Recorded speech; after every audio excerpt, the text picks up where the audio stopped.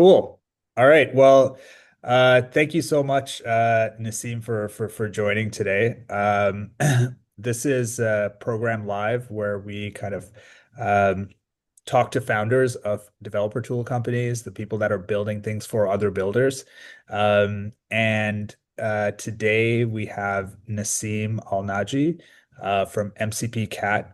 MCPCat is a really, really interesting tool and very relevant to anyone that's building in the AI space today, especially for anyone that's building an MCP server or anything in the MCP ecosystem. As someone that has built in that ecosystem and understands the kind of uh, number of questions that come up when someone accesses your MCP server, the idea of like solving some of those questions, solving some of those answers was an immediate question that came up as a builder, and so I found out about this tool called MCPCat, and I DM'd Naseem a few weeks ago, and he's been super kind to join us today to talk about this tool. So, anyways, thanks again, Naseem, for joining, and really looking forward to this. Thanks, Tarun. It's a pleasure to be here, and thank you for the kind words. It means a lot coming from you guys at Market.dev. So, uh, yeah, I mean, uh, being a developer and in background and building for developers is probably one of the most rewarding jobs you can ask for. So, very happy to be here. So, yeah. Yeah, yeah. I joke with my friends. I feel like I've been telling this joke for saying this for so long now, but for almost a decade that like it's never been a better time to be a developer than today. And it's somehow always been true for the last like 10 years. There's always these new things coming out, new tools, new frameworks, new libraries, new open source. But the last 2 year, like, year and a half or so have just been this like absolute renaissance moment. And so it's just such a joy to kind of be a builder today. I'm sure this is like a shared feeling. Oh yeah, th things happen so fast, and I feel like it's metaphorically like a spaceship. So it's really fun to be here. Yeah. Cool. All right. So yeah, tell me a little bit more about what MCP Cat is. And one thing I'm really interested in is like a little bit about your background and kind of like how you arrived at this and why you're interested and excited about it. Yeah, definitely. I'll start with a little bit about myself. So, people kind of know who I am, I guess. So I originally started a company called Opal 6 years ago. Opal is a cybersecurity company that was made for developers to hate requesting permissions. Um, like it was always the case that as a developer, I would need access to some database, and that would hold me on certain projects for a while, waiting on DevOps or waiting for Yeah. approvals. And so Yeah. Opal was a cybersecurity solution that would automate that whole process, and in some cases even incorporate AI to automatically approve access requests and configure that in a database. So I have since 2 years ago exited that company and took a nice break and Nice. started developing Congrats on the new exit, by MCP the way. server. Oh, thank you. Very lucky.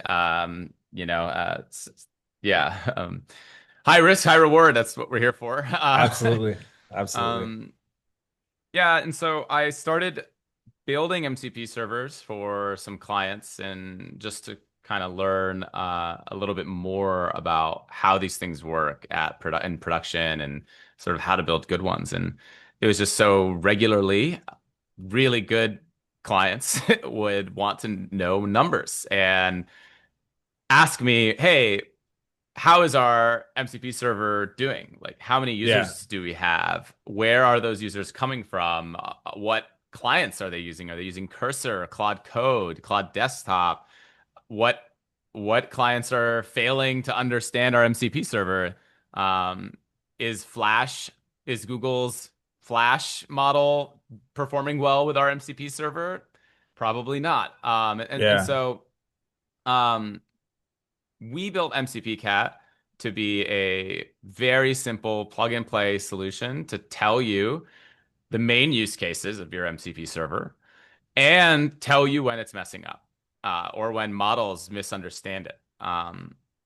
And to pair that all up, we stitch together a lot of data we get to recreate what a agent was trying to do with your MCP server so that you can debug it really well. That's super interesting. So, would you characterize it, and forgive me for like oversimplifying it, but would you characterize this as something like what Amplitude did for web analytics, where you could sort of like visualize the user journey in like really elegant way and see not just like aggregate like page visits and things like that, but actually like for a specific user, how are they interacting with your product? And then there's obviously the collective view of those things as well. Is MCP Cat like Amplitude, but for MCP servers? It's very similar. Okay. However, the problem set is different. With human beings, like what Amplitude was trying to help understand, uh, you wouldn't actually have that much information about what they were trying to do. You might figure it out based on where they're clicking in a UI or what, like, oh, they made it to a cart, but they didn't check out or something like that. Um, but with AI and agents trying to interact with your software products, you have way more information. You actually know, at least with MCPCat, you're able to know what the user asked that agent to do in the first place and Hmm. see how it was thinking about how to do that and where it ended up messing up. That's super interesting. So So you actually have more information in a agentic world.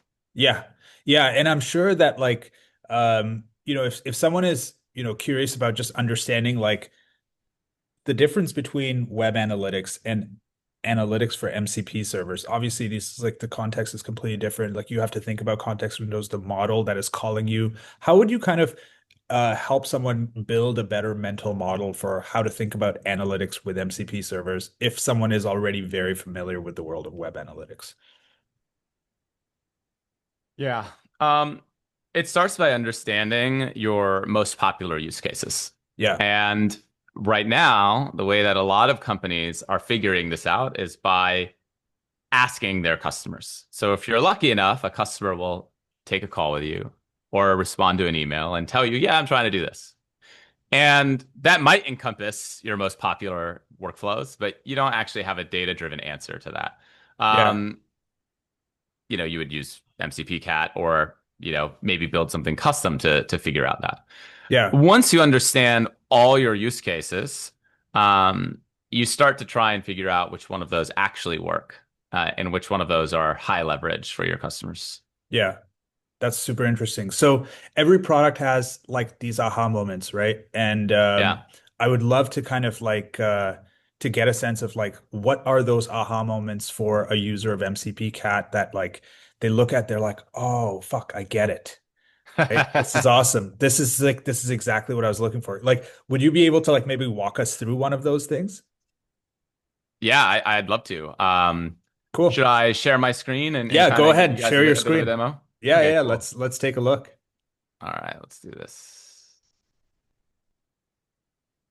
Let's see. Application window is probably better. How we look? Is this rendering okay for you? Perfect. I see it. Okay, awesome. So, probably the best aha moment would be to show you sort of how you can diagnose certain use cases or are working or aren't with MCPCat. Yeah. So this is the homepage or dashboard of a MCPCat user. So if you own an MCP server, this is what your dashboard would look like. Yeah. And here, what you're looking at is all the sessions that an agent or a human being through like Claude Desktop or Windsurf or Cursor is interacting with your MCP server. This is And so so we actually cool. do, yeah, yeah, I love Yeah. it. Yeah, this is like an aha moment in and of itself, right? Like you're like, I know, yeah. "Oh, this is the view that I wanted to like just understand what the how are people interacting with this new thing that I've built?" Yeah, yeah, exactly. And so we saw a lot of people building analytics that are just kind of like logs of tool calls, Yeah. right? But we actually bundle tool calls into sessions, which are Hmm. much more understandable to us because, oh, this is what someone was trying to do when they sat down, right? So we have a little algorithm that bundles everything up into like a session so that you can look at every tool call and in like sort of working sessions. So you can see that this person was trying to get a task done. You can see who they are. They're from maybe a customer from Figma, right? And they're trying to use my Datadog MCP server through Cursor, right? So this is like at a glance, I can see like all these people filter sessions, like filter for certain users. If I had multiple MCP servers through different parts of my business or different APIs, like I could filter that. I could see, which clients are erroring the most. So this is like your home base in Yeah. MCPCat. This is really cool. So, when you, in terms of like the amount of visibility that you actually have as an MCP server creator, is there like, is there some kind of like, um, discrepancies between how different servers and clients are actually exposing some of this data? Like, what are some of the challenges that you have from a data collection perspective that helps you normalize it, that helps you actually understand, okay, like this is like sort of an incomplete version of the data set. And, because obviously I would imagine there's some clients that are quite protective about the amount of context that they're sharing with Yeah. MCP servers specifically. So how are you thinking about this problem? Um, honestly, most of the clients are pretty readily exposing their information. Like Cursor Hmm. wants you to know that it's Cursor. They do Yeah. all do it somewhat differently, right? Okay. And so this is where the benefit of being open source is.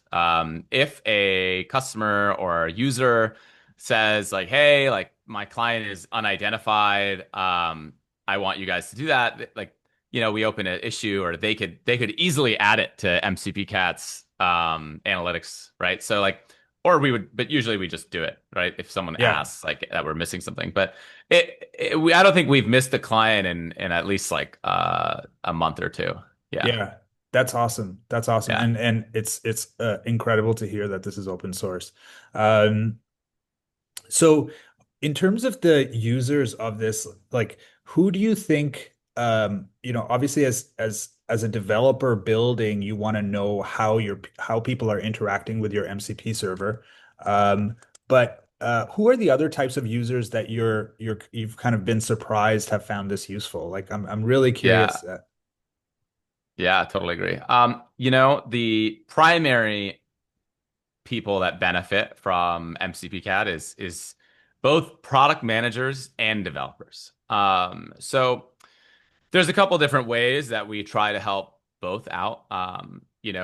Any developer that is curious about their own usage would love MCPCat. And we also have uh, integrations with OpenTelemetry, Datadog, Sentry, and any vendor that supports OpenTelemetry.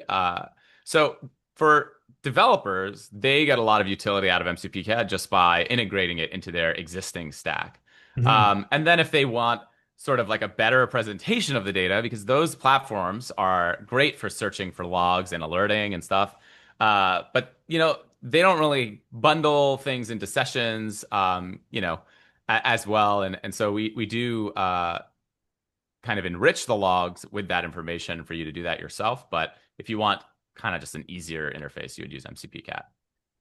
That's super cool. So, um, in terms of like the one of the most interesting things that we're seeing that I'm noticing is that like the way different agents and specifically different agents are calling specific tools, right? Like Yeah. there's like a huge discrepancy between that and like some LLMs are obviously, there's benchmarks around agentic tool use and things like that. Um, how are you thinking about this? Like, and how does that sort of problem set work within MCPCat right now. Like, do you see Yeah. this as a problem that is just going to go over time and things will sort of standardize and we're just in this like messy middle? Or do you see this as like a unique difference that is going to be built into the product somehow? Yeah. I don't know exactly how to ask this, but I'm very curious about your perspective on this idea of like tool use fragmentation or like this fragmentation between how different agents are calling tools. Yeah. So maybe I'll first kind of showcase how you could investigate and improve certain clients' ability to understand your Yeah, MCP server, right? So, like, for example, here we see that Josh White is using Cursor and he actually ran into an error. yeah. And so we can kind of click into this and sort of see. Oh, And so beautiful. right now I'm demonstrating, like this demo is Datadog's MCP server.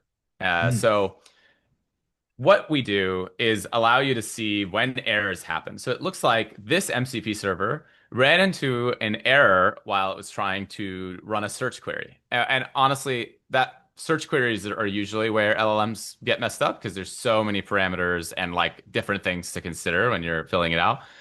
But it was able to retry it, and so this user was like, they were able to achieve their goal, right? And so this is how we try to reconstruct sessions for you to be able to understand step by step what an LM or Cursor in this case was trying to do with your MCP server. Um, yeah. and so to answer your question though about do we think this will converge? I mean, right now, Claude Desktop and Claude Code are the best users of MCP servers by hands down. Hmm. And the main reason is that Claude Sonnet and Claude Opus were trained with MCP in mind, right? And Yeah. so they are significantly more accurate and essentially get the job done pretty like 90+% of the time with MCP servers. And we see Gemini and ChatGPT struggle, Gemini the most, but yeah. That's awesome. Yeah, I mean that makes so much sense.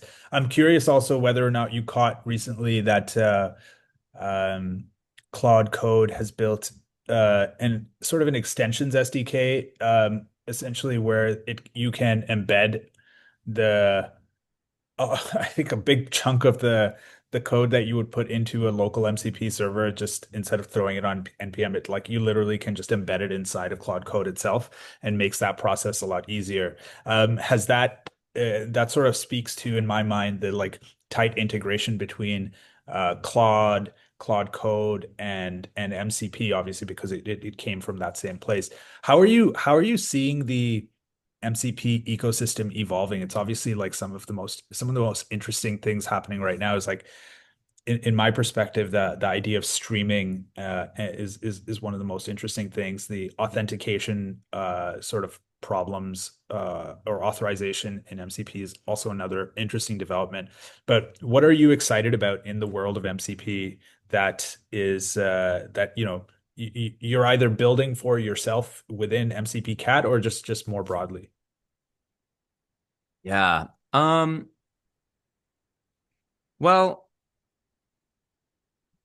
I think some of the more exciting things being done are generally around discovery. Um, Mhm.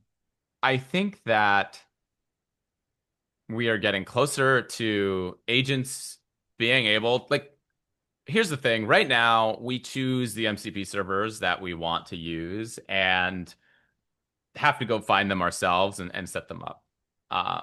One extreme convenience we're a step away from is I don't tell Claude anything about what MCP server I want it to use, and it goes and discovers one, Yeah, automatically sets it up, and pops up an OAuth flow for me to say, yeah, you can use this one. yeah. And so there's like zero setup that really needs to happen. And I see so many clients sort of building like MCP server managers, which I think is cool, but at the end of the day, I want a client that we'll just figure it out. And it's not too Hmm. far from that, which I think is very exciting.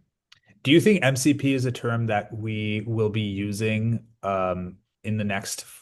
2 to 3 years, or is it something that's just going to become this like essential fabric and framework of the infrastructure of AI apps, and it just kind of like, to put it pedantically, just like it's essentially like this, it will become this like invisible layer that lives across all AI apps, and um Yeah. it'll sort of like get to a certain maturity level of standard and it just becomes, and it becomes invisible. Yeah. It's a really great question. Um, I can't say 100% that MCP will be uh the end solution here. Mhm. But it is the start of what I consider software to be meeting AI in the middle. And Yeah. what I mean by that is up until this point, society has been working to make AI hyper intelligent so that it can get tasks done with the way software exists currently, either reading API docs, reading or even like going to a website and trying to decipher where buttons are and stuff. But MCP is one of the first steps we've taken to make software more convenient and optimized for agents and AI. And I think that's a necessary step to make things more usable for AI assistants and agents, right? Like Yeah. it's kind of like the same reason we have UIs that are pleasant for human beings. Like a more pleasant UI for a human is easier to use and we get our jobs done faster. It's the same approach that we're taking with MCP for LLMs, right? And so I think it's a necessary step in the right direction. It Yeah. might evolve past MCP, but either way, it's a step that we think needs to happen. Yeah, there's I think it was like Parth, who's like formerly the CEO of Twitter. He started this startup recently that is all really around this thesis that like, the agentic web is going to become like 1,000 times more active than the human web, essentially, right? And what is that future like? An MCP, I can totally see MCP being this like the essential fabric of how that works, and so tools like MCPCat become even more essential in that context, because ultimately humans do need to interpret all that activity and understand it, and act on it, in many different ways. So like it's a very, very exciting kind of space to be in. How are you thinking about the agentic web in general? Like you know do you subscribe to this idea that like agents are going to be browsing the web, um, in kind of an extrapolated view of how things are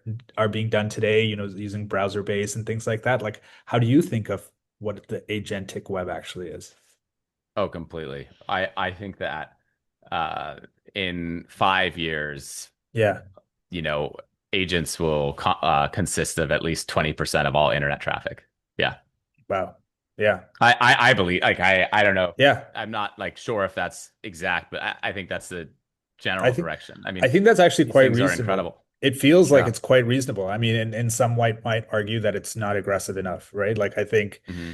um, you know, I don't know, Netflix makes up like a I think big double-digit percentage of internet video traffic today, right? So it can't, and it's just one app, right? So it makes a lot of sense that something like MCP will make its way to that same level of scale. And I think it's amazing that the way it's sort of come about. Have you my final sort of question around this is just like, you know, at the start of every big computing wave, there's always some kind of platform or protocol war that happens, right? Mm, This idea that like, um, when web services first came out, like I was the first Waterloo co-op at Amazon Web Services.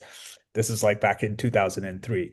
And I yeah. remember having conversations about SOAP versus REST versus Yeah. and Yeah. or XML over HTTP, right? And there was a big kind of back and forth. Soap was obviously like built by Microsoft, and there was a lot of like, it was a very kind of well architected solution, but also quite heavy. And then ultimately REST and basically JSON over HTTP won because Yep. it was a minimal version of what was required, right? And I see, I'm very curious of your perspective of like what these new protocol wars look like, what the other protocols that you're thinking about, like the A to A protocol and things like that. There seems to be a few more of them popping up to handle different types of cases. So how are you thinking about that? Yeah. I mean, it's a really good question. I think that the three on my mind are MCP, A to A, and NL Web. It's tough. I think that I am trying not to predict too much about what will win or what won't. Like to me, it's just very important as a builder that you're keeping a pulse on these things and you're ready to be there when a protocol, takes the lead in a way. And so I think that all of these frameworks that I just mentioned are actually quite Mhm. complementary. For example, there are probably some use cases where you'd want to use NL Web and some use cases where you'd want to use MCP. Um, but you know, I don't see any wars happening right now. Like I don't see any major company trying to push something different from MCP other than potentially Vercel with their Vercel SDK. Yeah. Um, but yeah. Yeah, that's super cool. Okay, let's get back to MCPCat. I really am curious Oh, about yeah. I want to know just as a sort of a final question for you is what do you think or like what are you excited about for the next like 2 to 3 months for MCPCat? What does that roadmap look like? And also for someone that wants to get started, like how can they get started right now? What is the best, easiest way for them to get going? Of course. So let me go ahead and touch base with MCP Cat itself. So you can still see my screen here. Absolutely. Um, Yeah. Yeah. Sweet. So, like I said, we are completely open source, and getting started is just one line of code. Um, so it is incredibly easy to get started and set up. We support TypeScript and Python from the get-go, and to show you what it looks like, I can this verify is this because I did this and it's super fucking easy. It's yeah, super easy. It's so if anyone's watching this, it's like you should really get yeah. this going. Yeah, very simple. Just mcpcat.track on any MCP server, and you're ready to go with, some of the most robust analytics that you'll need. There's also tons of security features if you're concerned about sort of data retention and sort of types of things. Like you can redact any PII before it even hits any server. So there's tons of things built for enterprise use cases. So what I'm most excited about is giving users more of a statistical understanding of usage and Hmm. use cases. So this is something that I think people would love to have in even human UI interactions. But we're able to actually do much more effectively given that agents are so helpful in telling you what they're trying to do. So um, that's what I'm most excited about in the next like month or so. That's awesome. I'm just gonna stop your screen share here, but um, thank you so much, man. I this is Yeah, like this is you know, I've been paying attention to MCP for a long time, playing around with it. We obviously built our own MCP server for market.dev. And from MCP cat to MCP UI to the whole like um, you know, the extensions of the MCP core protocol itself and the other protocols, it just feels like such a central part of what's going to make give AI this like network effect, right? It's the substrate that's going to give yeah, it the network effect that makes AI useful to like to have more people in this ecosystem is the definition of the network effect, right? Like the more yeah. people that are there, the more useful it is to everyone. So and I'm Super super important. yeah, and super We're super we're also free forever for any open source MCP server. So, oh my God, that's it's yeah. incredible. Anybody out there, if you have an open source MCP server, we'll tell you everything about how it's being used, all for free, and just as a thank you for what you guys are bringing to the community. So, That's super anything cool. we can do our part to help is we're just happy to give back. So, Sounds good, man. Any final notes that you want to leave with people or? no, thank you so much, Tarun. This was a really fun discussion, and you've asked some pretty tough questions. I hope I was able to give you a No, good idea and perspective. So. absolutely, absolutely. Like I think, I think being someone that's like building in there's so much unknown here, right? Like everyone is Yeah. operating inside of a like domain of a lot of unknowns and I think that um you've built something that is like tremendously useful because it solves a very real problem for just the lack of visibility into this problem into this space, like the amount of custom tooling you have to build to do something like just get that beautiful like single dashboard view of like what are all my sessions? What does each session look like? And now you're building like one layer of analytics on top of that so you can get a macro view of what those things are. I think this is just so incredibly helpful. And so, just really appreciate your perspective here. Yeah. Well, Cool, thanks again, man. man. Yeah. Thanks again. All right.